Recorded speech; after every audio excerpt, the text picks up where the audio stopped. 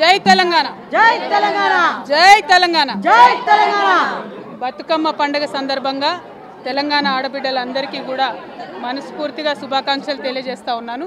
మరి బతుకమ్మ అంటేనే తెలంగాణ సంస్కృతిని ప్రతిబింబించేటటువంటి ఒక పండుగ, ప్రపంచంలో ఎక్కడా లేనటువంటి పండుగ. ఇటువంటి పండుగ రోజు ఖచ్చితంగా ప్రభుత్వాలు ఆడబిడ్డలను గుర్తిస్తాయని చెప్పి మనం ఆశిస్తాం.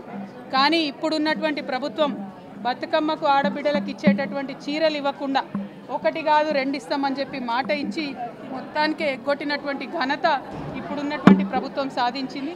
మేము డిమాండ్ చేస్తూ ఉన్నాం, ఆడబిడ్డల్ని గౌరవించడం అంటే కేవలం బతుకమ్మ పండుగ శుభాకాంక్షలు చెప్పడం కాదు.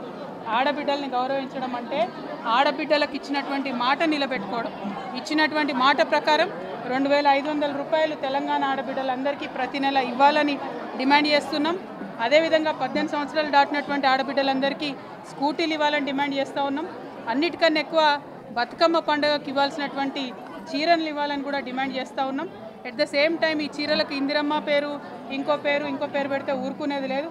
తెలంగాణ ఆడబిడ్డల పేరు పెట్టాలి, లేదంటే బతుకమ్మ చీరలనే అనాలని చెప్పి ఈ సందర్భంగా ప్రభుత్వాన్ని డిమాండ్ చేస్తూ, మరి ఎన్ని కష్టాలున్నా ఎన్ని ఇబ్బందులున్నా వానలు పడ్డా ఇంకేమైనా కూడా మన ఆడబిడ్డలు ఈ పండుగను 100 సంవత్సరాలుగా నిలుపుకుంటూ వచ్చినాం.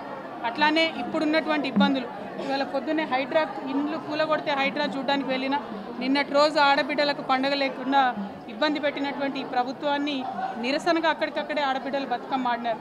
సో నిరసన రూపమైన లేకపోతే అది పండగ రూపమైన ఆనందమైన ఈ పండుగను నిలబెట్టుకోవాలని చెప్పి ఆడబిడ్డలందరినీ కోరుతున్నా. Thank you. జై తెలంగాణ, జై తెలంగాణ, జై జాగృతి.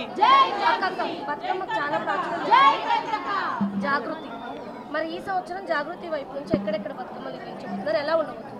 ప్రతి చోట ఎక్కడ మా కార్యకర్తలు ఉంటే అక్కడ జరుపుతూనే ఉన్నారు. 1, 2 ప్రత్యేకించి నన్ను ఆహ్వానించినటువంటి చోట్లకి మ్యాక్సిమం సెలెక్ట్ చేసుకొని వీలైన కాడికి నేను వెళ్తూ ఉన్నాను.